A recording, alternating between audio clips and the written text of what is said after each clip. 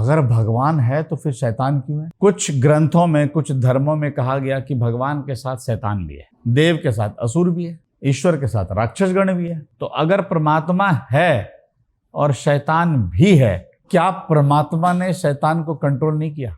और कृष्ण ने जो कहा आपके समझ में आना जरूरी है।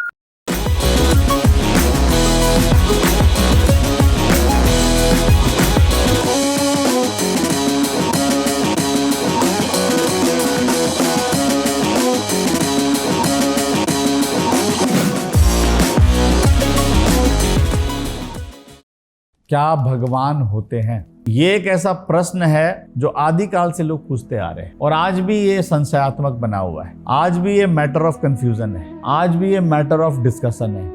आपको क्या लगता है? अब आपको दूसरा प्रश्न पूछता हूं, अगर भगवान है, इतनी अराजकता क्यों है? इतना वैमनस्य क्यों है? इतनी मारकाट क्यों है? इतना भ्रष्टाचार क्यों है? भगवान तो भगवान है और भगवान तो हमेशा अच्छा कर्म करने की प्रेरणा देगा या आपसे अच्छा कर्म करवाएगा। अगर भगवान है तो फिर शैतान क्यों है? शैतानी हरकत क्यों है? गलत कार्य क्यों हो रहा है? प्रपंच क्यों है? षड्यंत्र क्यों है? ईर्ष्या क्यों है?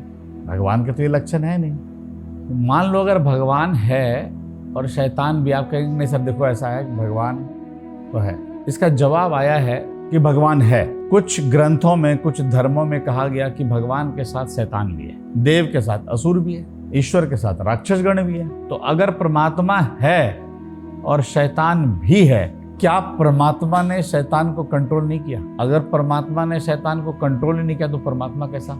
और अगर शैतान परमात्मा से कंट्रोल ही नहीं हुआ तो फिर परमात्मा की पूजा क्यों? शैतान की पूजा करो ना, फिर वो तो ज्यादा शक्तिशाली है। आप समझ रहे, ये मेरा कंफ्यूजन है, आप मुझे दूर कीजिए। आप सब जानते हैं बोले बोले ईश्वर है तो ईश्वर है, तो मेरे को ये डाउट है।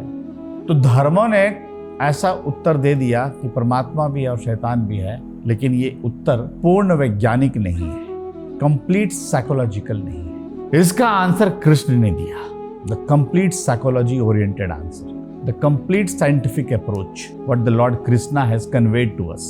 और कृष्ण ने जो कहा वो आपके समझ में आना जरूरी है। कृष्ण ने कहा कि ये पूरा प्रकृति 3 गुणों से बना हुआ है। यह प्रकृति त्रैगुण है, त्रिगुणात्मक है, रजोगुणी, तमोगुणी, सतोगुणी। 3 गुणों से पूरा का पूरा प्रकृति नियमित होती है, कंट्रोल्ड होती है, डिजाइंड है। अब ये 3 गुण जो है आपके अंदर अलग अलग प्रकृति को पैदा करता है, जो अलग अलग सोच को उत्पन्न करता है, और वही अलग अलग सोच आपको अलग अलग कर्म करवाता है। जैसे कभी कभी आप देखोगे अचानक आपका मन करेगा कि किसी से बात न करो, एकांत में बैठो, आंखें बंद करो, ईश्वर का ध्यान करो, या मैं पूजा कर लूं, या मैं भजन गा लूं। आपका इच्छा होता है ना, कई बार अचानक आपका मन ऐसा होता है कि यार मंदिर चलते हैं।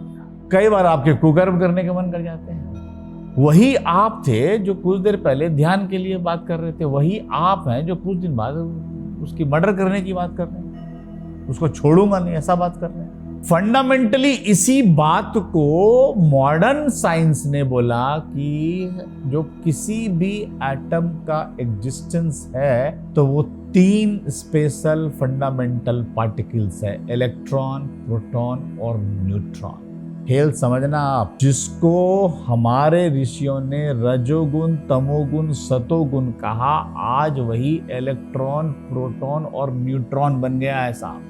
तो आपको उसी भाषा में समझाने की कोशिश करता हूं। प्रोटॉन पॉजिटिविटी है, पॉजिटिव एनर्जी है, वो सृजन करेगा। अगर प्रोटॉन की इवैल्यूएशंस आपके अंदर हो रही है तो पॉजिटिविटी आपके अंदर आती है, आप सृजनात्मक काम करते हैं, कंस्ट्रक्टिव आइडियाज लाते हैं, आपकी व्यूज बहुत पॉजिटिव होती है towards the nature, towards the animal, towards the society.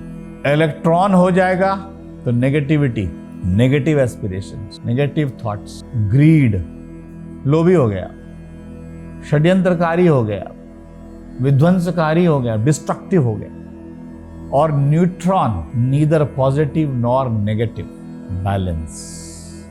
ये संतत्व का लक्षण है। रजोगुण और तमोगुण दोनों को बैलेंस जिसने कर लिया, यानी वो ऊर्ध्वाधर गति में अपनी प्राण चेतना को ऊपर ले जाके बैलेंस्ड फॉर्म में चला गया, एकाकार हो गया उस एनर्जी के साथ, उस परम सत्ता के साथ, जिसको आत्म साक्षात्कार भी कहते हैं। ट्रांसेंड कर लिया अपने आप, अतीत से परे हो गया। This is called the transcendental transformation of an individual. तो ये इस तरह से ईश्वर की चेतना को समझने का एक प्रारूप है। तो जब आपके पास तामस गुण का प्रकृति शरीर होता है, तब आप तामसिक कार्य में लग्न होते हैं। जैसे लोग नॉन वेजिटेरियन को कितना भी समझाओ कि मत खाओ, छोड़ नहीं सकता। पूरा इतिहास गवाह है, शास्त्र पढ़ लो, आदिकाल में किसी का हार्ट अटैक नहीं हुआ, और अब का शास्त्र पढ़ लो 90% हार्ट अटैक से जा रहे हैं हम और आप। तो जो तामसिक गुण आपके अंदर प्रकट हो जाता है, तमस पैदा करके आपके अंदर क्रोध को उत्पन्न करता है, लोभ को उत्पन्न करता है, षड्यंत्र को, क्षोभ को उत्पन्न करता है, फिर आप वैसी हरकतें करते हैं। और जब सतोगुण आपके अंदर प्रकट होने लगता है, सतोगुण की प्रकृति आपके अंदर हावी होने लगती है, तो आप ध्यानस्थ होने लगते हैं, समाधिस्थ होने लगते हैं। मंत्र जाप मम दृढ़ विश्वासा, पंचम भक्ति सो वेद प्रकाशा।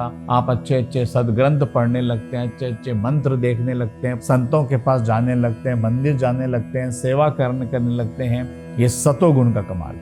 रजोगुण अगर आपके अंदर प्रकट हो जाए तो आप भोग की तरफ भागते हैं, सुख की तरफ भागते हैं। ऐसा पहनूं, ऐसा खाऊं, ऐसा दिखूं, ऐसा मेरा बेड हो, ऐसा मेरा घर हो, ऐसी मेरी प्रॉपर्टी हो, ऐसा मेरा जीवन हो, ऐसी मेरी गाड़ी हो। ये है राजसिक सुख।